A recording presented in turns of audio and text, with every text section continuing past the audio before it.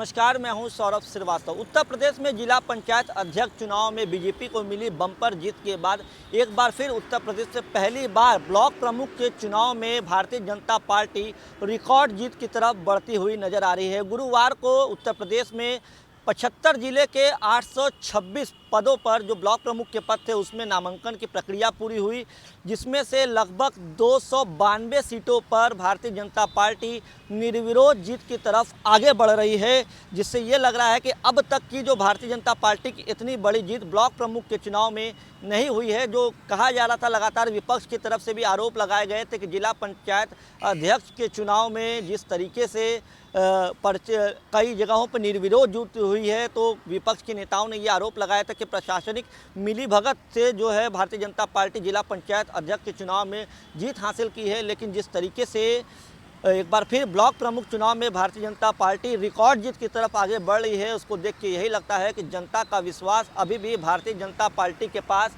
बड़े पैमाने पर दिख रहा है। हम आपको बता दें कि गुरुवार को उत्तर प्रदेश के 75 जिलों में 826 ब्लॉक प्रमुख के पद पे जो है नॉमिनेशन हुआ है, जिसमें से 292 से ज़्यादा सीटों पर प्रत्याशी निर्विरोध जीत की तरफ बढ़ रहे हैं। इसके अलावा बीजेपी की जो सहयोगी पार्टी है उत्तर प्रदेश में अपना दल एस, उसके भी तीन सीटों पर प्रत्याशी की निर्विरोध जीत लगभग तय हो चुकी है। निर्विरोध निर्वाचन की साफ तस्वीर शुक्रवार को नाम वापसी की समय सीमा के बाद जो है वो पूरी तरीके से निकल के सामने आएगी।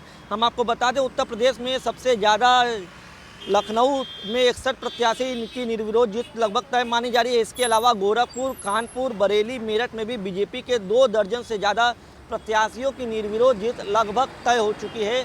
शुक्रवार को ये तस्वीरें सामने आ जाएंगी, क्योंकि शुक्रवार को की शाम तक नाम वापसी की जो प्रक्रिया है वो पूरी हो जाएगी। ब्लॉक प्रमुख के हम आपको बता दें, ब्लॉक प्रमुख चुनाव में नामांकन के दौरान उत्तर प्रदेश में 2 दर्जन से ज़्यादा जगहों पे हिंसक झड़प देखने को मिली थी। कार्यकर्ताओं के बीच मारपीट की तस्वीरें सामने आई थी। कई जगहों पे पुलिस को हल्का बल प्रयोग का भी इस्तेमाल करना पड़ा था। कई जिलों में प्रत्याशी के पर्चे छीनकर पर्चे फाड़ने की घटनाएं भी सामने आई थी। लखीमपुर खीरी में जो तस्वीरें आई थी वो सबसे शर्मसार करने वाली तस्वीर थी। एक प्रत्याशी की महिला प्रस्तावक के साथ धक्का मुक्की के दौरान उसकी साड़ी को भी कार्यकर्ताओं ने खींचा था, जिसको लेकर के तमाम नेताओं ने ये कहा था कि ये शर्मनाक तस्वीर उत्तर प्रदेश से सामने आई। हालांकि उत्तर प्रदेश के एडीजी लॉ एंड ऑर्डर ने इस पूरे मामले पर संज्ञान लिया है। उन्होंने कहा है, एडीजी लॉ एंड ऑर्डर का प्रशांत कुमार का कहना है कि पिछले ब्लॉक प्रमुख चुनाव की तुलना में इस बार जो हिंसा हुई है वो काफ़ी कम है।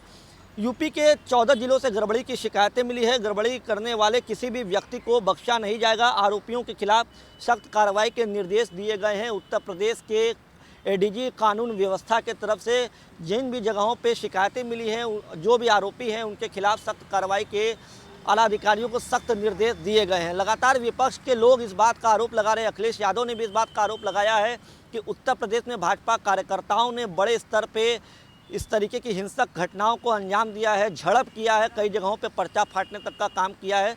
तो कहीं ना कहीं ये तमाम चीज़ें जो भी हों, लेकिन ये कहा जा सकता है कि उत्तर प्रदेश में जिस तरीके से ब्लॉक प्रमुख के चुनाव में भी भारतीय जनता पार्टी बड़े लेवल पे आगे बढ़ रही है, वो साफ जताता है कि अभी भी जनता का सबसे ज़्यादा जो विश्वास है वो भारतीय जनता पार्टी के साथ नज़र आ रहा है।